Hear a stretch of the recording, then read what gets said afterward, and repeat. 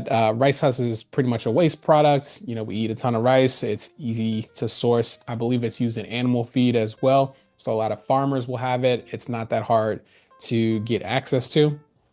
So we have our rice husk, our compost, and our coconut coir. These are going to be our big three. This is going to be our foundation for how we're going to build our soil. What's up, y'all? This is Christian back at it again. Today, we're going to be making our own potting soil or container soil, whatever you feel like. This is a soil you're going to be able to use in whatever container growing system you have. Now, you might be asking yourself, Christian, why do I need to make my own potting soil? Why not just go to the store? Why not go to, the nursery, the hardware store? Trust me, guys, when I tell you this, trust me, you're going to want to make your own sooner or later. The higher the level you go, the more you're going to be like, I need a specific soil that caters to my need as a gardener. And so that's what I'm going to do today, is give you the foundation and the basics to build your own soil. First, we have compost. This is this dark organic matter. This is the nutrients of your soil. We'll get into composting and what that means later, but this is a healthy compost. Now, I will say I purchased this compost from a bag just to showcase you guys what a compost could look like. I wouldn't typically buy compost in the store because I have other resources, but I was short on time, and so we got this. But yeah, it should be a little bit compacting.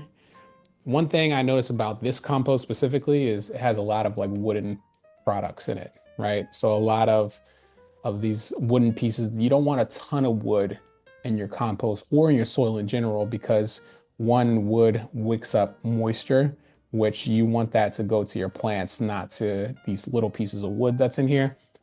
And they just take up a lot of space. So this is compost. This is an example of one type of compost. And like I said, this is good because it's nutrient-rich matter. It's basically made of decomposed food scraps and natural material that is found out in the wild. So think about leaves and how they drop to the ground floor of a forest and break down. That organic matter eventually turns into something that can be used by our plants. Next up, we have coconut coir. So coconut coir is a sustainable alternative to peat moss, which is mostly used in a lot of mixes. Peat moss isn't as sustainable, but this coconut husk is. Coconut coir, same thing. This is the waste product of the outside of the coconut. It comes in usually a dehydrated form like this. One of these bricks will get you about 2 gallons of coconut coir. All right.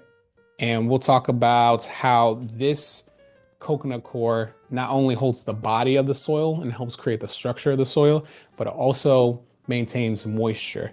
So when you have this, you can collect a lot of water and wick a lot of water, which is helpful for plants such as, leafy greens that need tons of water. And this is a great product for that. I love this because you can stack this up. You can save this for a rainy day.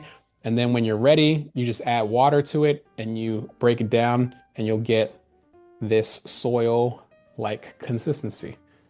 And that's what that looks like right here. Great, it's fluffy, amazing for plants, great filler.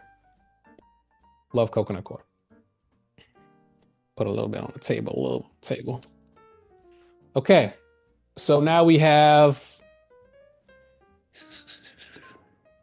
you can already see the difference. So hopefully you can see on the table. I'll be moving the camera up and down so you can see. So we have our compost, our coconut coir. Next, we're gonna do our rice husk. Now, or rice hulls, also known as rice hulls. These are your aerated pieces of the soil. This allows your soil to become porous. It allows roots to really go down through your soil mix. It also makes a great mulch for the top of your soil. It keeps away fungus gnats. So if you ever have a problem with fungus gnats indoors, layer this on top, spray it with a little water to set it. And that's an amazing tool right there. All right. So think of this as your perlite substitute. Again, perlite isn't as sustainable as rice husk, because it's not a renewable source. But rice husk is pretty much a waste product. We eat a ton of rice. It's easy to source. I believe it's used in animal feed as well. So a lot of farmers will have it. It's not that hard to get access to. So we have our rice husk, our compost, and our coconut coir. These are going to be our big three. This is going to be our foundation for how we're going to build our soil. We're going to do a ratio of 2:1 to zero point 0.5. That's my personal ratio that I like to use with a soil mix that we're doing indoors or in an outdoor container setup. Because we're trying to grow food, you want that nutrition to be high, right? Now, if I were just growing houseplants, I might switch the coconut coir and the compost. The compost might be a one part, the coconut coir might be a two part because it holds more water depending on the plant. An empty container, this is where we're going to put our new soil. I also have a measuring cup, a funnel, but because these are already pre-measured out, so this is about 4 cups, this is 2 cups, and then this is 1 cup. We just have to put it together. I like to lasagna it, so do a little bit of each layer and then mix it up, and then we'll put it in our new container. I'll show you what it looks like all together. Then I'm gonna go with coconut coir. There we go. Rice husk. Go back with the compost. Go ahead and put that in. And mix that up. I can almost go